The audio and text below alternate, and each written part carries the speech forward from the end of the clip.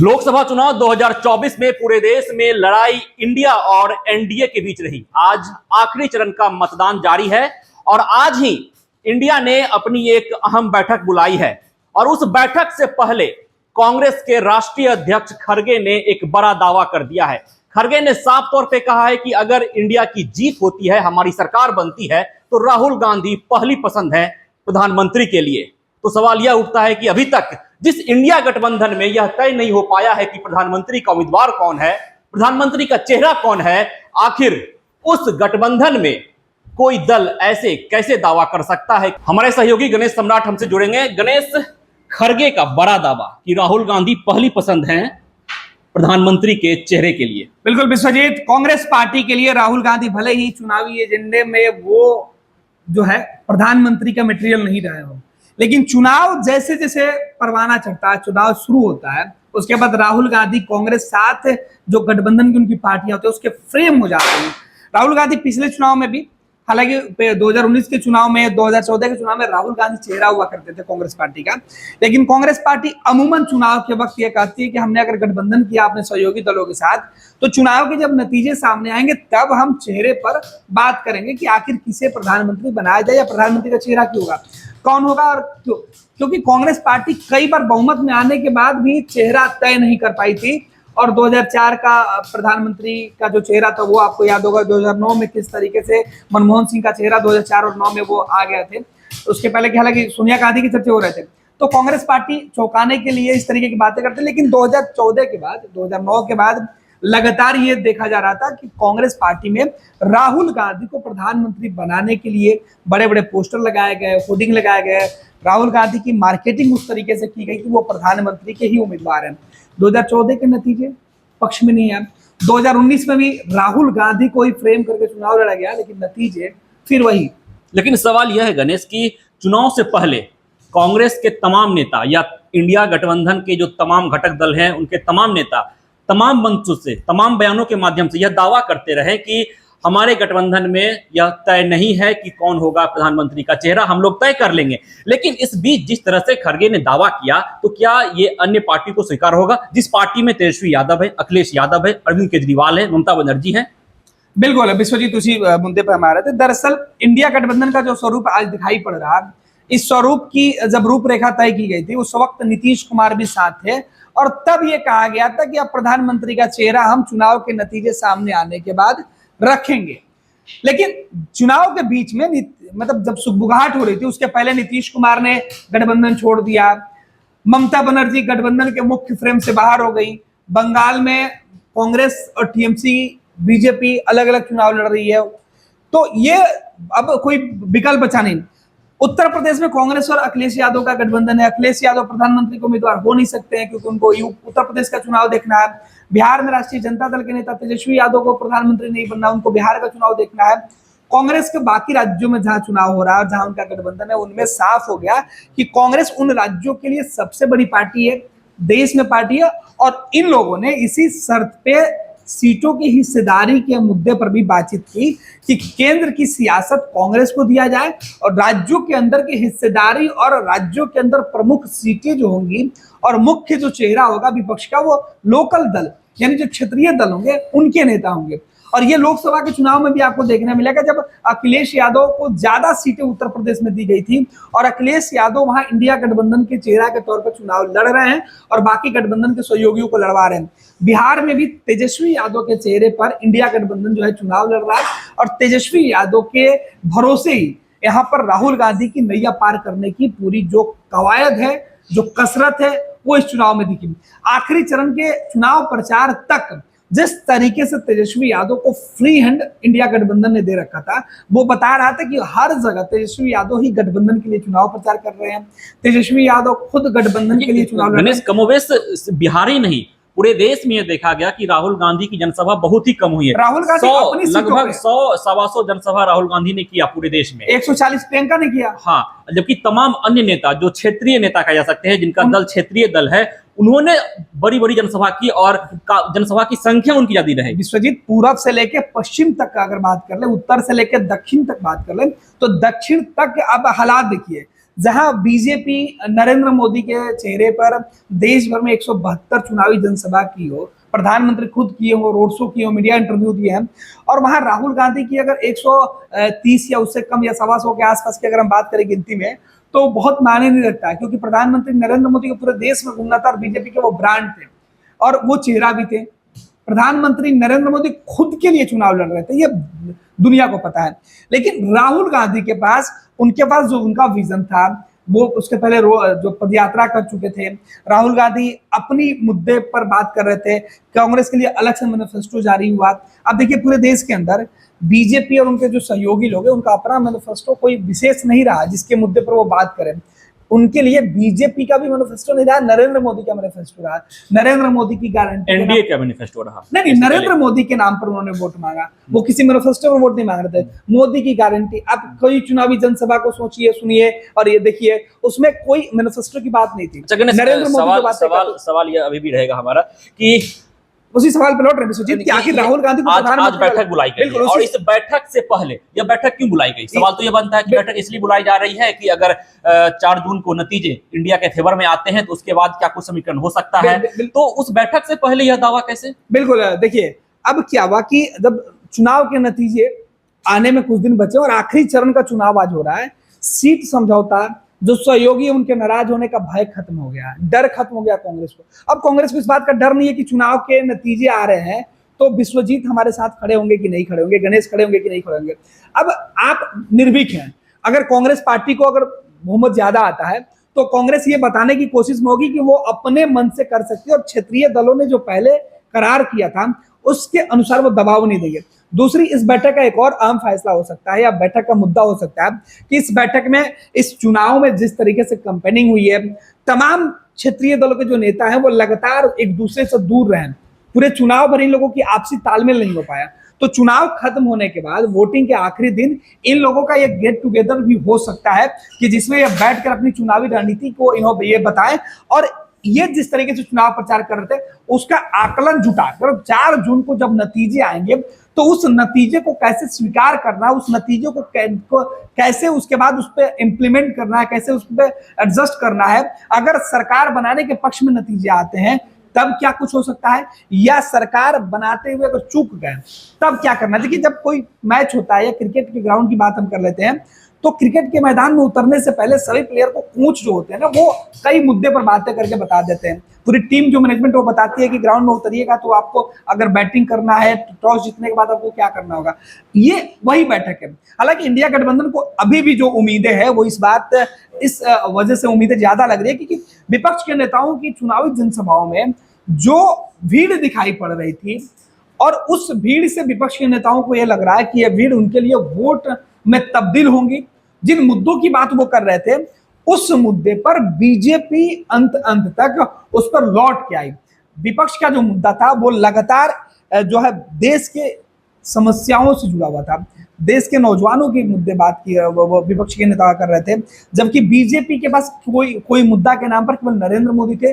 मोदी जो भी बातें कर रहे थे, नरेंद्र मोदी जो भी रिएक्शन दे रहे थे विपक्ष के नेताओं के बयान पर, बस वही मुद्दा बनकर रह जाता था। मोदी का मुद्दा तो यह भी है ना कि मोदी साफ तौर पे कह रहे हैं कि हम इसलिए वो दावा कर रहे हैं, वादा कर रहे हैं क्योंकि हमने काम किया है, हमने शिक्षा के ऊपर काम किया, हमने रोजगार के ऊपर काम किया, हमने सड़क के ऊपर काम किया, हमने इंफ्रास्ट्रक्चर के ऊपर काम किया। तो हम काम गिनवा नहीं रहे क्योंकि मेरा काम दिख रहा है। बीजेपी का ऐसा कहना है, उनके तमाम नेताओं का कहना है कि मेरा काम दिख रहा है, इसलिए सिर्फ हम ये कह रहे हैं कि मोदी है तो गारंटी है। अब मोदी की गारंटी है, वही अब विपक्ष के पास तो कुछ है नहीं, वो सरकार में है, विपक्ष में है, तो वो काम गिनवाने का कोशिश कर रहे हैं। विपक्ष को ये लग रहा है कि सरकार में जो लोग फिलहाल मौजूद है, 10 साल से अगर आप रहिएगा तो आपके कार्यकाल पे आपके क्षेत्र में एंटी इनकम्बेंसी हो सकता है, तो इसका फायदा मिलने की उम्मीद है।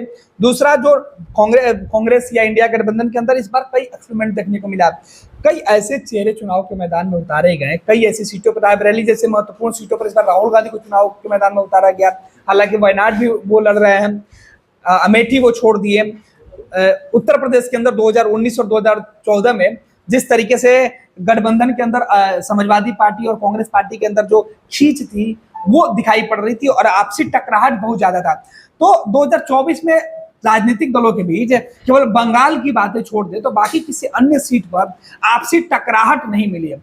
इसलिए विपक्ष को लग रहा है कि इस बार के जो चुनावी नतीजे सामने आएंगे, जो भीड़ दिखाई पड़ रहे थे, वो वर्तमान की सरकार से जो लोगों का गुस्सा था, जो वर्तमान सरकार से जो लोग नाराज थे, वो इनके पक्ष में है, वो इनके साथ खड़े हैं। इस वजह से इनकी उम्मीदें कुछ ज्यादा है इस वक्त जो वोटर है उनसे, जो रिजल्ट आएगा उस रिजल्ट से। लिहाजा इस वोट में जो जनादेश मिलेगा, जो जनता का आदेश आएगा, जो सम्मान देश की जनता ने तमाम राजनीतिक दल के नेताओं का जो होगा, उस पर किस तरीके से रिएक्ट किया जाए, किस तरीके की प्रतिक्रिया होगी, किस तरीके से इस सम्मान को एडजस्ट किया जाए, या फिर देश की जनता ने जो आशीर्वाद दिया, इस आशीर्वाद के साथ हम आगे किस तरीके से जाएंगे। क्योंकि आप चुनाव जीते हारे वो अलग मैटर है, आपने जो लोगों को भरोसा किया है, दिलाया है, या भरोसा जो लोग आप पे किए हैं, उन लोगों ने तो आपको वोट किया है। आप इंडिया गठबंधन को वोट आए या फिर एनडीए गठबंधन को वोट आए, वोट तो दो ही शर्त पे आया होगा। एक तो जो नरेंद्र मोदी के गारंटी पर भरोसा कर रहे होंगे, उस पक्ष में वोट आया होगा। दूसरा, जो राहुल गांधी या इंडिया गठबंधन के वादा जो किया गया था, उस वादा पर लोगों ने वोट किया है। वोट तो दोनों गठबंधन के मिले होंगे, और ये वोट जो मिला होगा वो हार जीत तय करने के लिए नहीं है। हार जीत तो नतीजे ओवरऑल गिनती के बाद पता चलेंगे। लेकिन सोचिए, किसी एक राज्य में, किसी एक लोकसभा सीट पर किसी ने वोट किया होगा, तो वो इस उम्मीद में वोट किया था। जैसे अगर बिहार की बात करें, तो बिहार में जिस तरीके से कहा जा रहा था कि तेजस्वी यादव रोजगार के मुद्दे पर लोगों से बात कर रहे थे, अगर किसी व्यक्ति ने, कोई वोटर अगर रोजगार के मुद्दे पर वोट किया होगा तेजस्वी यादव या उनके गठबंधन के लोगों को, तो उसकी तो उम्मीदें होगी कि सरकार में आप आइए या नहीं आइए, लेकिन आप रोजगार के मुद्दे पर अगले 5 साल क्या सवाल लेंगे गणेश। आपने तेजस्वी यादव की बात की, तेजस्वी यादव की जनसभा में काफी संख्या में लोग जुट रहे थे, हजारों के हजारों की संख्या में लोग वहां पे जुट रहे थे। तो जो लोग, जो वोटर्स, जो तेजस्वी को चाहने वाले, यह सोच के तेजस्वी को वोट किए कि सरकार लानी है महागठबंधन की, इंडिया गठबंधन की, और जिस तरह से खड़गे का दावा है, तो क्या तेजस्वी के वोटर निराश होंगे? ये नहीं कहा जा सकता, ये जल्दीबाजी होगा। और तमाम बड़े नेता जो होते हैं, वो चुनाव के अंत तक एक लाइन खींच देते हैं, जिस लाइन पर सभी जो सहयोगी दल के नेता होते हैं वो बात करते हैं। हालांकि ये राहुल गांधी को चेहरा बनाना नहीं बनाना, ये इंडिया गठबंधन के किसी नेता के लिए बहुत बड़ा इशू नहीं हो सकता है, क्योंकि राहुल गांधी कांग्रेस के सर्वमान्य नेता हैं, और इंडिया गठबंधन में राहुल गांधी का कद बाकी नेताओं से काफी बड़ा है। कांग्रेस ने जरूर कहा कि मल्लिकार्जुन खड़गे जो कांग्रेस के राष्ट्रीय अध्यक्ष है वो तय कर सकते हैं, लेकिन हाल के दिनों में इंडिया गठबंधन की जो बैठकें हुई थी, उस बैठक में नीतीश कुमार का अलग होना ही ये बता दिया था कि अब इंडिया गठबंधन में राहुल गांधी, क्योंकि अब देखिए राहुल गांधी की बात कर रहे थे कि राहुल गांधी के नाम पर ऐतराज क्यों हो गया, या राष्ट्रीय जनता दल के कार्यकर्ताओं को लालू प्रसाद यादव के बयान पे ही है, उनके जो वोटर होते हैं या जो उनके समर्थक होते हैं वो लालू यादव को पसंद करते हैं, जो राजद के वोटर हैं। तो लालू यादव ने तो बहुत पहले ही तेजस्वी यादव को नहीं बल्कि राहुल गांधी को दूल्हा मान लिया था, और ये दूल्हा वो तब माने थे जब नीतीश कुमार संग थे, और इसी वजह से, इसी तरीके के बयानों ने नीतीश कुमार को दूर भी कर दिया। और दूल्हा मतलब साफ है कि राष्ट्रीय जनता दल ने राहुल गांधी को पहले से ही अपना नेता मान चुकी है, और बिहार में कांग्रेस ने तेजस्वी यादव को अपना नेता मान लिया है। तो ये दोनों लोग एक दूसरे के पूरक बने हुए हैं। कंडीशन और डील दोनों यही हुई होगी कि आप हमें दिल्ली देखिए, हम आपको राज्यों में देखेंगे, और अमूमन सभी राज्यों में कमोबेश यही बात हुई होगी। और बंगाल में बात नहीं बनने के पीछे का रीजन भी वही है कि ममता बनर्जी चाहती थी कि देश के अंदर जब प्रधानमंत्री के चेहरे की बात हो, तब चुनाव के नतीजे सामने जब आ जाते हैं, तब हम बात करेंगे कि आखिर मेजोरिटी किसकी है, किस राज्यों में किस लोकसभा सीट पर कितने क्षेत्रीय दलों को कितने सांसद मिले हैं, कितनी सीटें मिली है। तो वो जो निर्णायक होंगे, वो बार्गेनिंग, जिनके पास ताकत होगी, जिनके पास सांसदों की संख्या ज्यादा होगी, वो तय करेंगे कि सांसद कौन बनेगा। लेकिन सबसे ज्यादा सीटों पर कांग्रेस लड़ रही थी देश में, जाहिर सी बात है। लेकिन पिछले चुनाव के नतीजे ये बता रहे थे कि छोटे जो राजनीतिक दल होते हैं, जो क्षेत्रीय दल होते हैं, उनकी जो ताकत है वो कांग्रेस से ज्यादा निकल के सामने आई थी। इस वजह से कांग्रेस से इतर जो क्षेत्रीय दल के नेता थे वो चाहते थे कि चुनाव के नतीजों के बाद इस मुद्दे पर बात होगी, और अब चुनाव के नतीजे आने वाले हैं। कांग्रेस ने अपना रुख साफ कर दिया, और अब तक जो गठबंधन में शेष जो साथी बचे हुए हैं इंडिया गठबंधन के, वो ये जानते हैं कि राहुल गांधी कांग्रेस के चेहरे होंगे तो उस पर एतराज नहीं किया जा सकता है। और अब जैसे महाराष्ट्र की अगर हम बात करें, तो महाराष्ट्र में शिवसेना, अगर उद्धव ठाकरे शिवसेना के गुट के हैं, तो वो प्रधानमंत्री बनने के लिए नहीं लड़ाई लड़ रहे हैं, या इंडिया गठबंधन के साथ नहीं है। शरद पवार प्रधानमंत्री बनने के लिए नहीं लड़ रहे हैं। महाराष्ट्र के अंदर शरद पवार और शिवसेना के उद्धव ठाकरे जो है, वो अपनी पार्टी और अपनी क्षेत्रीय दल में अपनी ताकत को बचाने के लिए लड़ाई लड़ रहे हैं। वो महाराष्ट्र की सियासत से खुद को बाहर नहीं निकाल पाएंगे। अगर उनके सांसद जीतते हैं तो वो इस हालात में नहीं होंगे कि वो बार्गेनिंग कर सके। ऐसे में राहुल गांधी अगर पहली पसंद कांग्रेस के हैं तो ये आज मल्लिकार्जुन खड़गे कह रहे हैं, ये उस गठबंधन के नेता डे वन से जानते हैं और ये बात नीतीश कुमार को भी पता था। और यही वजह है कि इंडिया गठबंधन से नीतीश कुमार जैसे कई जो दूसरे नेता भी अलग हुए, केसीआर के भी मुद्दे पर बात करें, केसीआर भी यही चाहते थे कि प्रधानमंत्री के तौर पर उनका भी नाम आगे जाए, लेकिन जिन लोगों ने कहा कि प्रधानमंत्री के तौर पर राहुल गांधी के अलावा किसी अन्य चेहरे की बात हो, वो इंडिया गठबंधन में है ही नहीं। इसलिए इंडिया गठबंधन में अब राहुल गांधी के चेहरे को अगर सार्वजनिक तौर पर घोषणा की जा रही है तो कोई आश्चर्य और हैरानी वाली बात नहीं है। विश्वजीत, बहुत बहुत शुक्रिया गणेश।